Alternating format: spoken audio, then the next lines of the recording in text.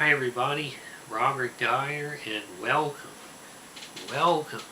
to the Robert Dyer channel, where today I have a new exclusive Pringles flavor from, I think it was Walgreens. I picked this up. This is Jamaican jerk. Now, Jamaican jerk is usually thought of as chicken these days in America. It actually started with pork, and it goes back hundreds of years in the history of Jamaica to a group of slaves who escaped from the Spanish plantations, and they were called the Maroons, and they lived in the Blue Mountains of Jamaica.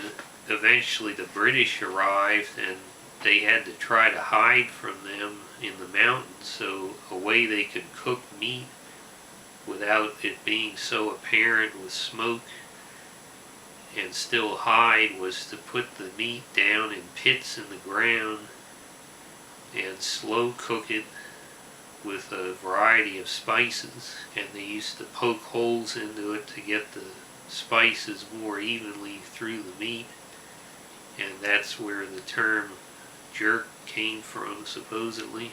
And this group of freed slaves resisted the British for many years, and then in 1738 the British finally had to sign a treaty with them, at which point they were able to live more openly, and therefore the cooking of meat became more developed, so the recipes changed and became more sophisticated. Now, when I examine the ingredients on here, the only ones that are in English language that aren't some kind of a laboratory type name is potatoes, obviously, sugar, salt, brown sugar, onion powder, garlic powder, natural flavors, paprika extract, smoke flavoring.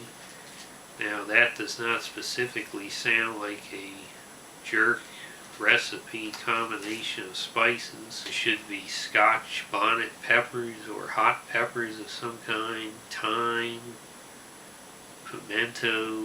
I guess the only thing here that specifically applies is onion.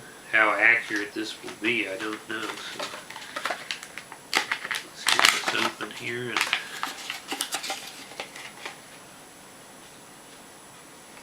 the aroma is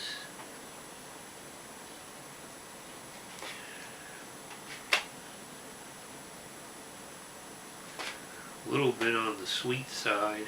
There's actually surprisingly little effort put into the design of the package here. Only really this cloth that the potato chip is laying on has some of the colors you would associate with Jamaica, but maybe a little bit of it's like onion and garlic. Let's go ahead and see how it tastes.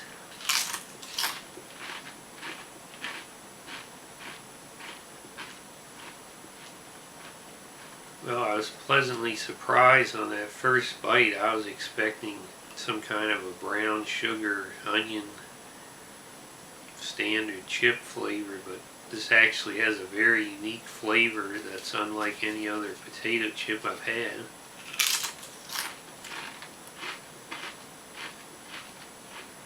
Has a little bit of a slight amount of heat to it, not very much.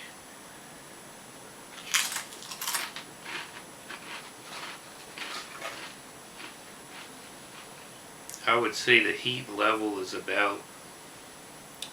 maybe about a 3 out of 10 on the Robert Dyer heat scale, mainly in the afterburn department.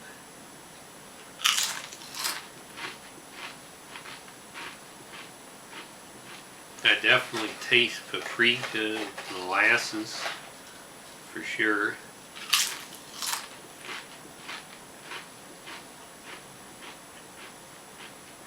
Well, I'd say that this has sort of I'd say it's a decent, vaguely Jamaican flavor to it. Reminds me a little bit of some of the frozen Jamaican foods I used to get when I was in college. They had for a while at Giant. So it's vague enough, kind of like a taco chip, that you get a Mexican flavor as you'd expect it in an American product. So I give them credit for that.